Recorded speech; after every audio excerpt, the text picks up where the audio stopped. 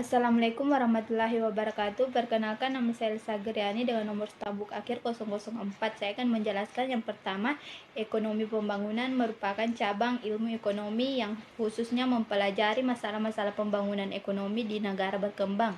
Yang kedua, pembangunan ekonomi merupakan suatu proses perubahan yang terus-menerus dan usaha suatu negara memperbesar atau meningkatkan pendapat per kapita masyarakat yang merupakan suatu pencerminan dari timbulnya perbaikan dalam kesejahteraan ekonomi masyarakat atau istilah pada negara berkembang. Pertumbuhan ekonomi adalah kenaikan pendapatan per kapita masyarakat tanpa mengandung apakah terjadi perubahan dalam struktur ekonomi atau tidak. Istilah pada negara maju. Pembangunan ekonomi harus dipandang sebagai suatu proses multimedia nasional yang mencangkup berbagai perusahaan mendasar atas struktur sosial, sikap-sikap masyarakat, dan institusi-institusi ekonomi dengan tetap mengejar akselerasi pertumbuhan ekonomi, penanganan ketimpangan pendapat, dan pengentasan kemiskinan. Tujuan ekonomi pembangunan yang pertama, faktor-faktor yang menimbulkan ketidakadaan pembangunan. Yang kedua, faktor-faktor apa yang menyebabkan kelambatan dari pembangunan dan mengemukakan cara-cara pendapat yang dapat mengatasinya. Tujuan ekonomi pembangunan adalah menciptakan pertumbuhan GNP yang setinggi-tingginya, diikuti dengan tingkat yang pertama, pemberantasan kemiskinan. Yang kedua, penanggulan ketimpangan pendapat distribusi. Yang ketiga, penyediaan lapangan kerja. Yang keempat, pendidikan yang lebih baik. Yang kelima, peningkatan standar kesehatan dan nutrisi. Yang keenam, perbaikan kondisi lingkungan hidup.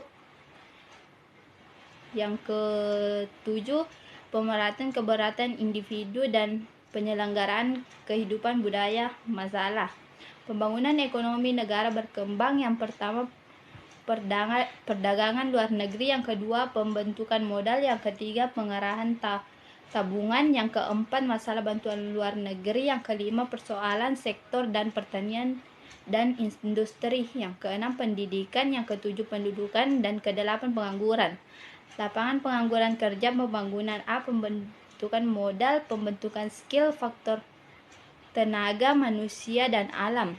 Susunan masyarakat dalam pembangunan ekonomi. Yang pertama, masyarakat statis, golongan masyarakat subsidi. Artinya masyarakat yang hidup untuk mencukupi kebutuhan hidup sehari-hari. Yang kedua, masyarakat dinamis, golongan masyarakat modern, artinya masyarakat yang hidup lebih maju dan sudah memikirkan kehidupan pada masyarakat. Yang ketiga, pemimpinan masyarakat pembangunan yang mendukung untuk diatasi. Yang keempat, dunia politik, diperlukan politik yang stabil. Yang kelima, tata negara dan pemerintahan sebagai organisasi prima mendukung pembangunan ekonomi.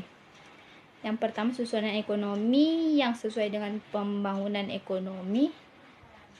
Unsur monopolis harus dihilangkan kecuali pertimbangan tertentu. Mobilitas sosial dan destrigisa sosial. Pembangunan ekonomi hanya berjalan apabila semua lapisan berkeinginan maju. Kedudukan masyarakat dan melakukan hidup pembangunan ekonomi maju apabila masyarakat memusatkan perhatian dan tenaga di bidang ekonomi, diberikan penghargaan dan kedudukan yang tinggi. Tidak ada demonstrasi efek untuk cara hidup negara yang sudah maju. Keberhasilan pembangunan ekonomi suatu negara dapat dilihat dari tingkat GNP-nya. Cara penghitungan GNP sebagai berikut. Yang pertama, cara pengeluaran dihitung berdasarkan nilai produksi yang diciptakan oleh faktor produksi yang dimiliki seluruh warga negara yang bersangkutan, tidak termasuk pendapatan warga negara di luar negeri. Yang kedua, cara pendapatan dihitungkan berdasarkan pendapat faktor-faktor produksi yang digunakan untuk menghasilkan barang dan jasa. Yang ketiga, Cara produksi dihitung berdasarkan nilai produksi yang diciptakan oleh faktor produksi yang ada di setiap negara tanpa membedakan apakah faktor produksi itu memiliki warga asing atau warga asli negara.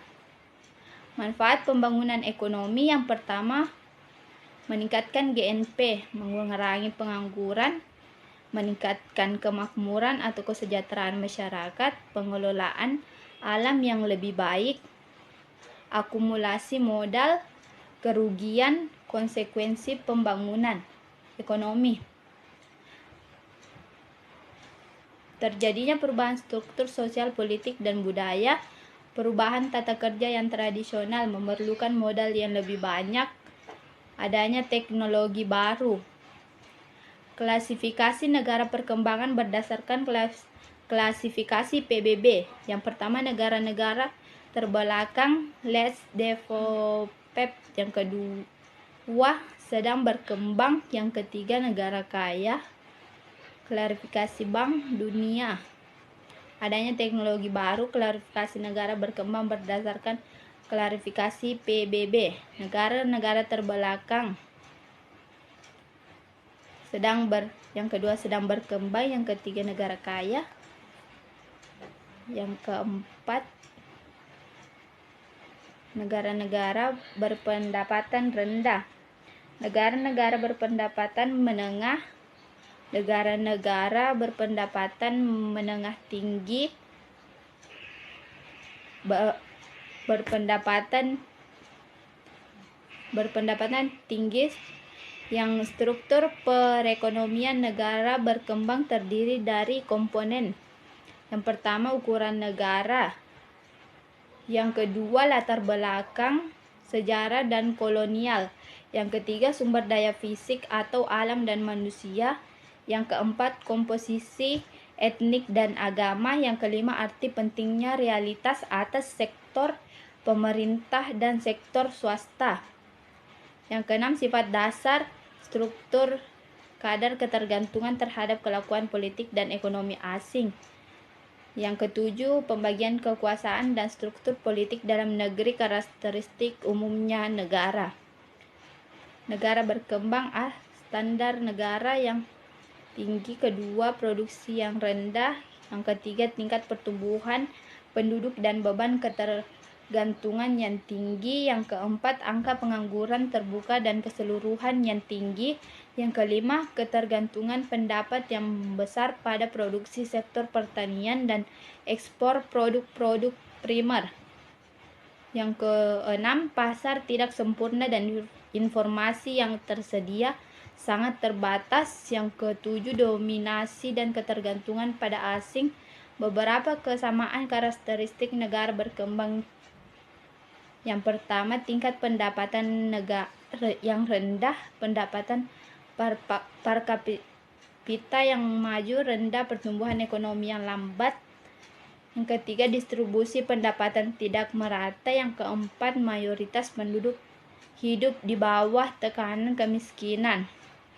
Yang kelima, pelayanan kesehatan yang kurang. Yang keenam, pelayanan pendidikan yang belum optimal. Dan sifat umum negara berkembang